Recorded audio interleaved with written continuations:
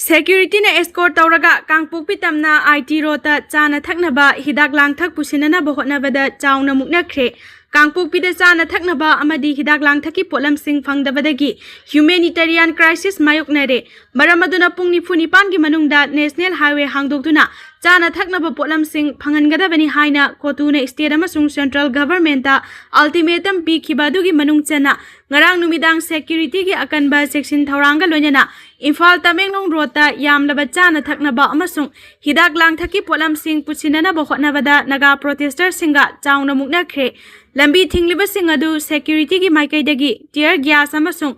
mogbom kapsinduna tankhaina hotnabada asok apan kya su yawre haidi Pawasina makatana hairibadi ngarang nomaijing numita Central Security Force na ngak selaga tungan ba truck kungani panda chana thaknaba hidak langthak nomagi tangai fadaba potlamsing pusinanaba hotnakhi adubu kanbhoi adu liangmai naga singna khundaba sayang kining village ta protester singna thatuna thamki hairiba mafam asi kangpokpi district headquarters tagi kilometer 13 rom lapna leiba mafam amani security force ki maikai dagi protester singaduga matam sangna muknaraba matungda security force na ngamduna makhatana gari singadu thaujinana hotnabada khonglang atongba village ta amuksu naga protester singna thatuna thamki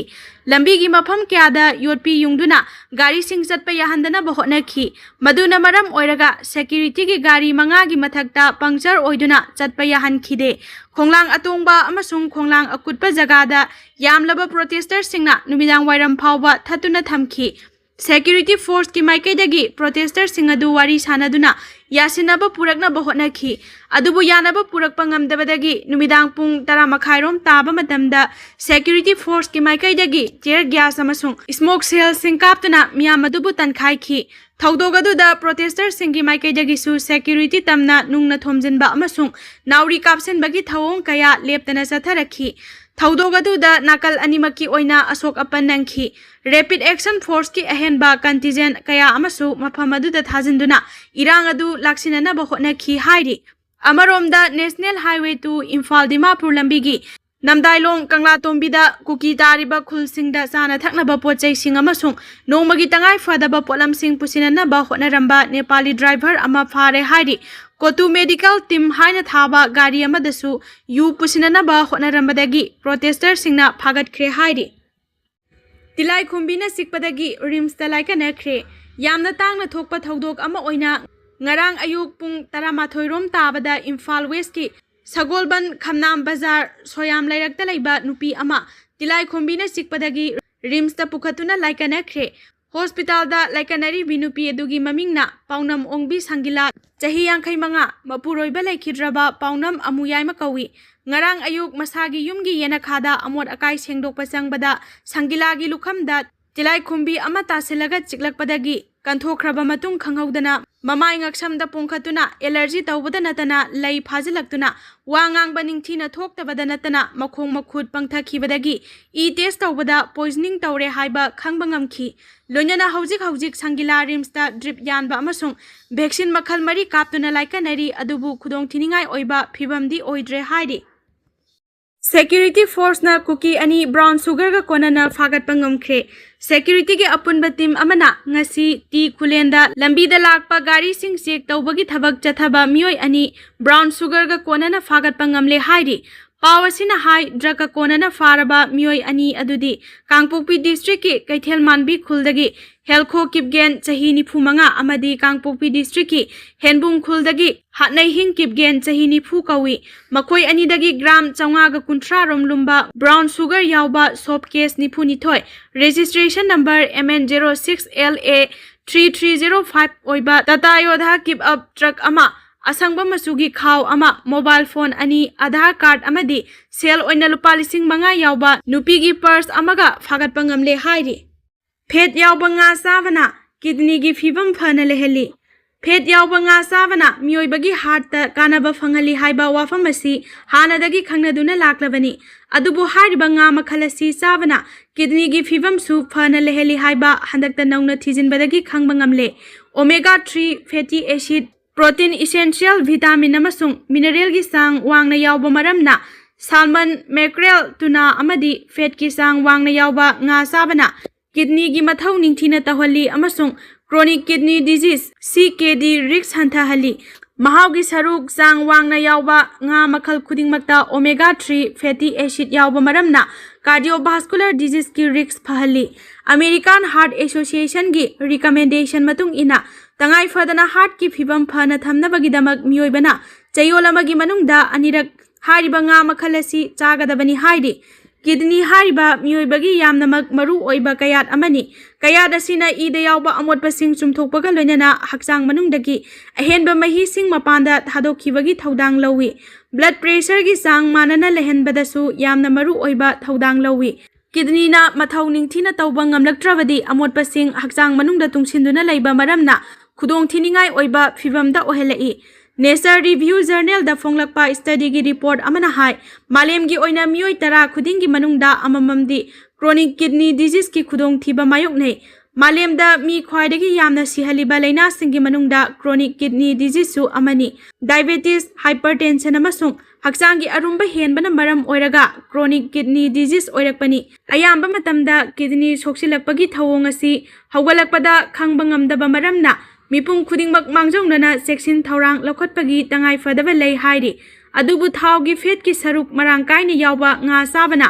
kidney gi fibam phana lehenba ngami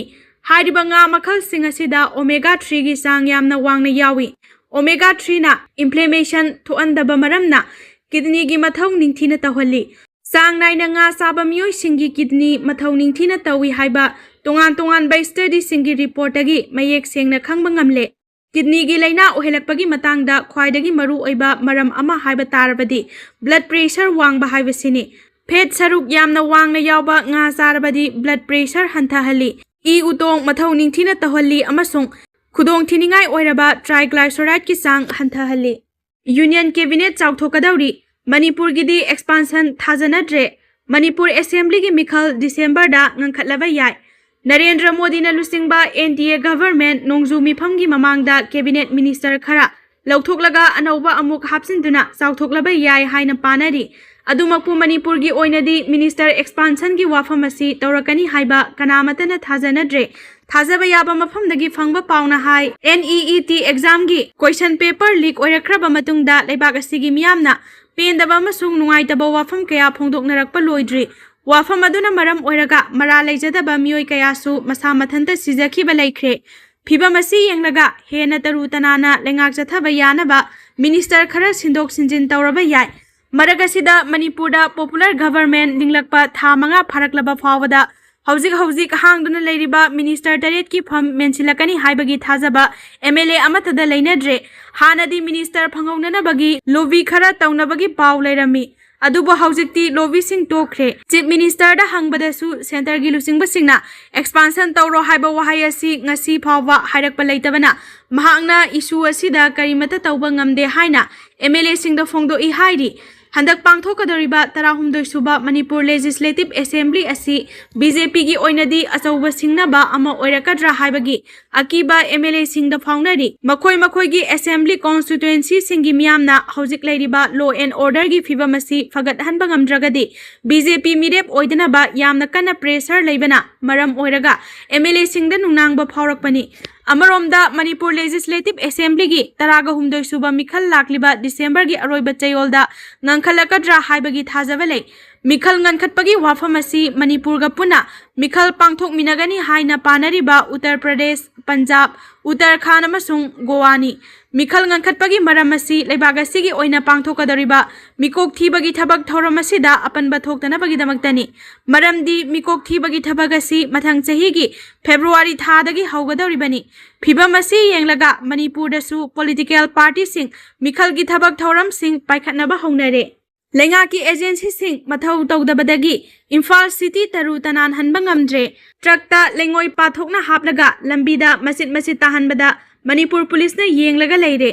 India gi taru tanan ba city ohenana ba smart city project paikhatuna semgat sagat pagi thabak yamna kana paikhalingai cheraga sida truck driver singna makhoi gi truck singi body dagi yamna wangkhatna lengoi hapse laga lambi da thauraga chatpada traffic police Manipur police amasung transport department ki enforcing team na yenglaga leire kari su thaudre ट्रकसिंगी बोडीदगी यामना हेनगटपा पोट पुबा यादे मसीगी सुमथक्ता लेंगोय नत्रगा अमोट अकाइसिंग पुबदा मखुम निंगथिना कुप्तबा यादे हाइबसी लेबाक असिगी मोटर व्हीकल एक्ट 1988 अमसुंग स्टेट ट्रांसपोर्ट माइनिंग रूल्स ना यादे असुमना अमोट अकाइ फता हाउदी अमदी मियामदा अकाइबा पीबा याबा पोटलमसिंग पुरकपदा ट्रैफिक पुलिस नत्रगा लोकल पुलिस ना मोटर व्हीकल एक्ट असिगी मखादा फाबा याय मसीगी सुमथक्ता regional transport officer RTO motor vehicle department असु गाड़ी सिंग अदु फाजिलगा फाइन थियन बसुंगमी डिस्ट्रिक्ट एडमिनिस्ट्रेशन असु असिगुंबा मयाम असि थिंगबगी पवार लै मओंग सुमदना लेंगोय पुरकपा नत्रगा अमोट अकाइ मखुम कुप्तना पुरकपा सिंग लुपा लिसिंग कुन फावा फाइन थिबा याय अदुगा अरुंबा हेंजिना पुरकपगी तन अमममदा लुपा लिसिंग अनि अनि हापकलगा